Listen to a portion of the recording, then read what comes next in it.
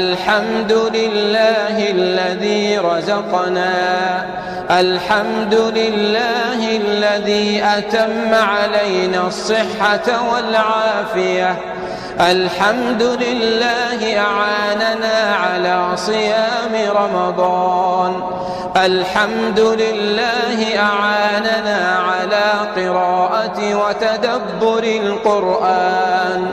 الحمد لله أعاننا على إقامة الصلوات، الحمد لله رب العالمين حمدا حمدا، لك الحمد إلهنا ومولانا، لك الشكر إلهنا ومولانا، نستغفرك أنت الله لا إله إلا أنت الحي القيوم ونتوب إليك.